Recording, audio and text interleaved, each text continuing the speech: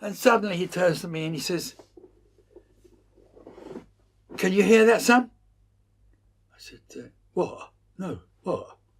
Listen with your mind." And he said, "You can hear it, can't you?" I said, "I think so." "What is it?"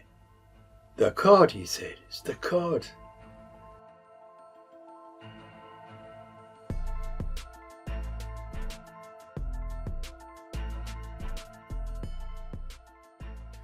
You said you're retired, but I've got your business card in front of me.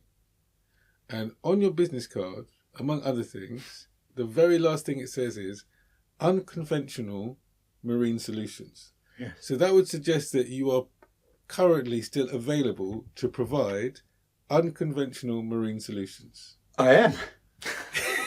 Okay. Can you give us an example of what an unconventional it depends on the problem.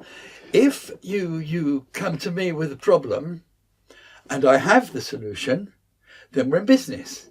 If you come, that doesn't actually mean that I will physically get myself up, fly to wherever it's got to be done. Mm-hmm. What it means is I can make a telephone call and organise a solution to your problem without actually physically being there driving the ship. So you're still available? Oh yes. When you become a pirate, you become a pirate till you die. It's not a religion. It's not a way of life. You're a pirate, and just be proud of who you are, what you do, what you know, your history. I mean, 4,000 or 5,000 years ago, some guy on some shore, maybe in Greece or Egypt, he said, "I wonder what's over the horizon. Let's build a little boat and go and have a look." That was a pirate. That was your first pirate. And in those days, to have the courage to see or go and have a look what is over the horizon took something that most people didn't have. And that was your first pirate. And that same feeling is inside each pirate. Now, I've made you both pirates today. Thank you very much.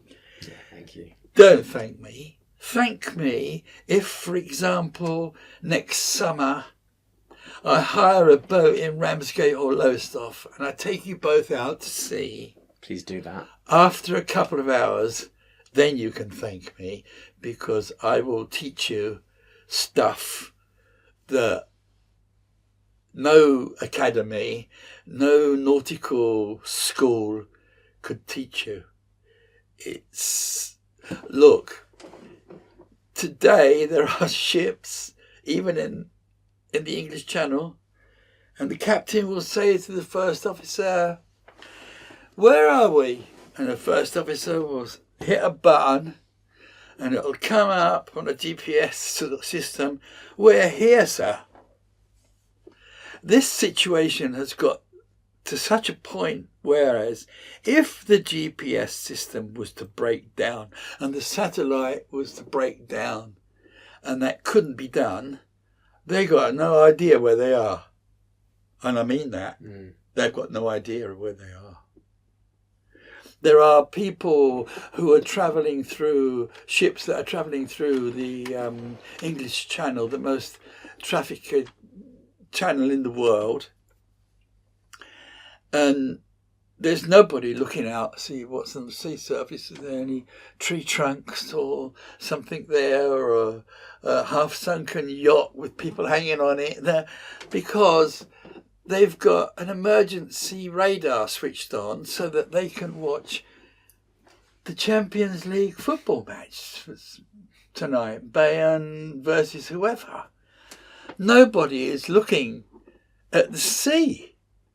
And they will look at the sea when the radar goes beep, beep, beep, beep, beep, beep, beep. Something within 4 miles on the sea that's, we don't know. So, they come and have a look. Oh, what is it? It's only a bit of tree.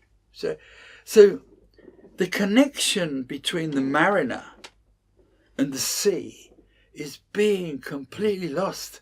It's being ripped apart. And last month, they've even decided that the cartographical office is going to close, and they're going to put all the sea charts on here. And your sea charts that you unfold and you roll and you calculate on will no longer be available. That is a crime. Many seamen are opposed to this, but there's nothing they can do. This is the future. The future is GPS and GPS receiver. No, that's wrong. That's completely wrong. We will become so fragile that you will arrive at one point where one or two satellites will crash out of orbit or something, and there'll be ships at sea who don't know where they are, don't know which way to go. Because right now, they say, where should we go? We've got new orders. We've got to go to New York instead of going to São Paulo, Brazil. We've got to go to New York. All right. Well, put that in the machine. GPS says and tells you, steer this course. This GPS is telling you which way to go, not you or the captain, the GPS. That is so wrong. That is losing our connection with the elements, with the sea, with everything around us, is being left as if it doesn't have any importance anymore. And as I said with the mussels and the small microbe that creates the oxygen that we breathe, if we lose this connection, we lose breathing. Everything is connected and we're going to lose everything. So, yes, I am concerned. And I'm great with everything thing that's made and invented, but don't throw away the old system before you really know that the new system's going to work forever. And you know it's not. So don't throw it away. Yet the Maritime Chart Office of the UK is closing, and there will be no more charts. Everything will be done by AI. And that's a shame. It isn't a shame for pirates, because it's be good for the pirates, because no one will know where they are. And why will no one know where they are? For two reasons. First reason, they don't believe they're there. Second reason, there's no way of finding them, is there? You've got, as I say, you've got ships sailing in crowded shipping lanes on autopilot. No one's looking out the window. No one is connected to the sea anymore. The only people who remain connected to the sea are your fishermen. Yeah, fishermen from Whitby or wherever, who still every day go out from, I don't know, Cornwall, from Falmouth. They go out to sea, find the fish. But here again, if they were to follow the Viking system of speaking to the cod, they wouldn't need the machine to look for the fish. They will know where the fish are. My captain, he was a pirate, and he taught me, he set me up, and he taught me all this. And if you're with him 12 hours a day, side by side, 6 hours in the morning, 6 hours at night, you and him and you, and that's it. There's nobody else, just the two of us. So it's like being in a university with your professor is 12 hours a day with you. Can you imagine what you could learn? And I'm with him one day, and I want to learn everything. I would be happy 24 hours a day learning. I wanted to know everything. And suddenly he turns to me and he says, "Can you hear that, son?" I said, "What? No, what?" "Listen." I I listened. What? I said, listen with your mind. Listen. I could hear something.